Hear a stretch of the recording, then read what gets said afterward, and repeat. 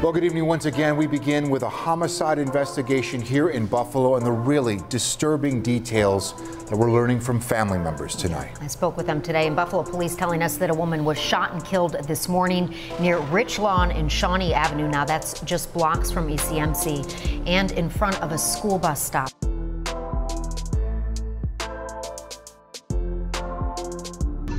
On Wednesday, September 28th, officers responded to her address on Barber's Place for a complaint that a female victim was punched by her husband.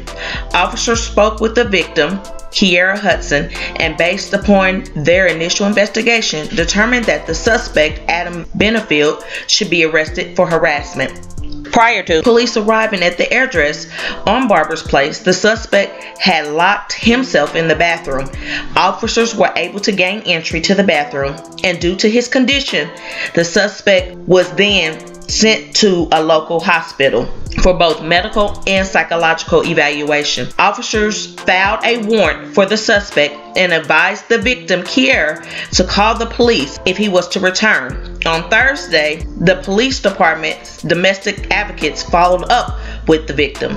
The victim told the advocates that she did in fact suffer injuries from the incident and that she had video of the incident.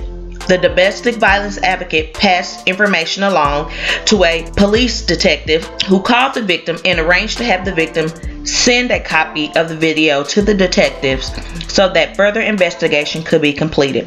On Friday, the detective still did not have the video, so he followed up with the victim and made an appointment to meet with her on Monday to get the video. But on Sunday night, the victim called police because she thought somebody was in her home, and they responded but did not locate anybody. Well, speaking with the victim, she showed the responding officer the video of the incident that happened on Wednesday. The video showed a much more violent incident than what was originally reported to the original responding officer. Those officers called in detectives to the scene to begin a further investigation that night. On Monday morning, the victim met with the detective, and based upon the new evidence, the charges from Wednesday's incident were upgraded to a misdemeanor assault charge and other misdemeanor charges. Officers attempted to locate the suspect to arrest him, but were unable.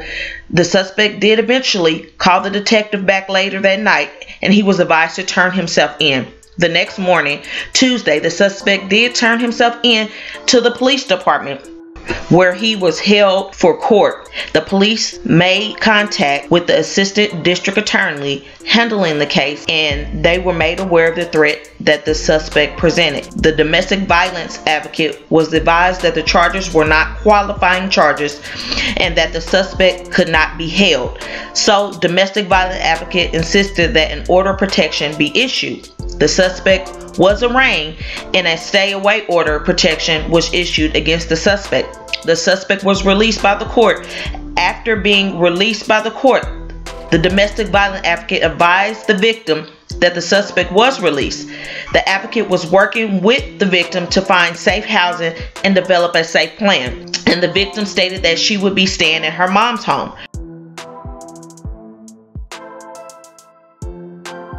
This was around 8:30 this morning. I spoke with family members who say it was their loved one, 30-year-old Keaira Hudson, who was killed. They tell me the young mother was shot in her car in front of her 3 children. They say she was married and a victim of domestic violence. And they tell me they know who killed her. She's just been trying to get help. I've been with her, going to police stations. She's been texting me, sending me videos, giving me her phone password just in case. Montasia Jeter says her sister, Keaira Hudson, was in an abusive relationship, even posting a disturbing video on social media that shows her getting beaten up. This is the video, almost 8 minutes long, where Keaira's husband was beating her.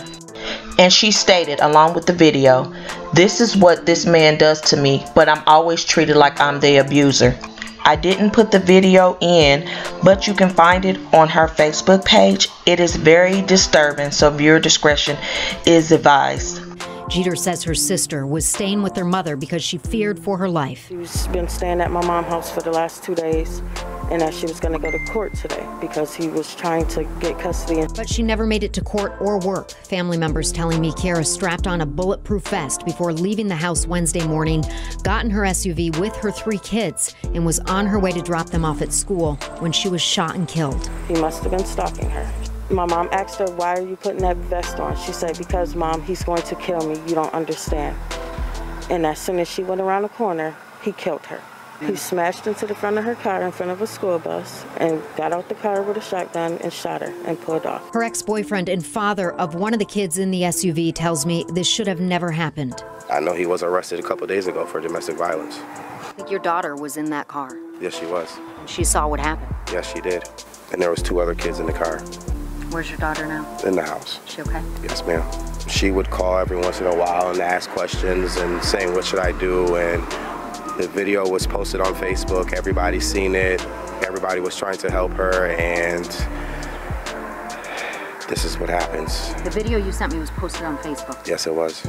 She said if anything ever happens to her, she would not rest in peace. The family telling me that the system failed their loved one. Now, I do want to thank the victims' family members for talking with me today while dealing with this unimaginable grief. And you're probably wondering, what about the suspect? Well, I did reach out to the Erie County DA's office and Buffalo Police today. Neither would confirm a name for me. A police spokesman would only say Buffalo Police are actively searching for a suspect. We will stay on top of this investigation for you and for the family. There's so much to this case. There's definitely so much more to this case, and my thoughts and prayers go out to the family during this tough time.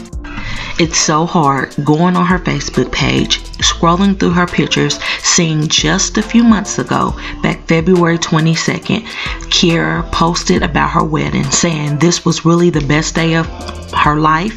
She never felt more beautiful and special and loved, that she found a lifetime friend and partner who loved her with every breath he had and gave her a beautiful dream wedding. And she posted, "I love you, Adam, forever." It's very sad and unfortunate that only a few months later he would take her life, and take her life in front of her 3 precious children. We have to be praying for her family, because this is going to be hard to get through.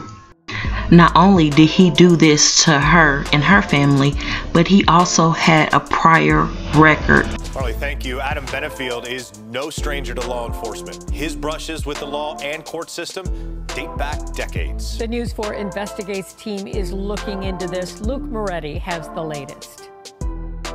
Adam Benefield's past includes an escape from a local jail and a violent domestic incident with an ex-girlfriend.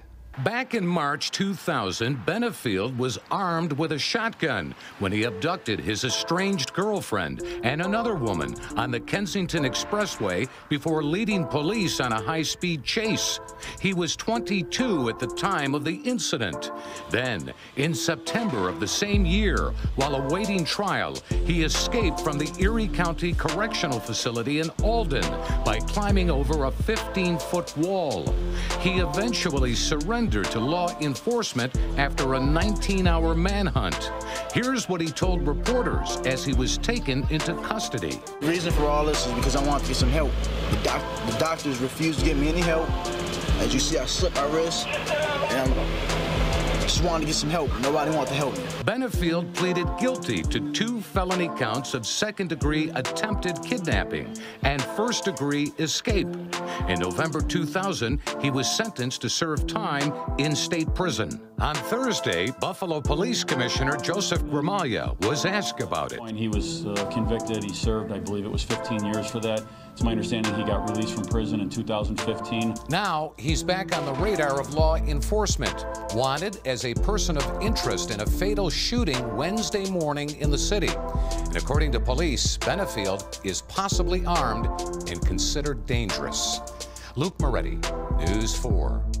According to U.S. law, everyone is innocent until proven guilty, but I would still say that he is considered armed and dangerous to this day. And if you know anything about his whereabouts, please report it to the police department as soon as possible. My brothers and sisters, remember, stay woke, because things can change quickly. I would like to leave you with this, a message on her Facebook that her sister posted. To my loving sister, my mom actually, you loved and raised me like your own. From all the hairstyles you gave me to teaching me how to make my first steak, to the talks we had, making me promises to save myself, taking me to buy my very first car. You supported me always. I can't thank you enough for that. You were like the glue holding all the siblings together.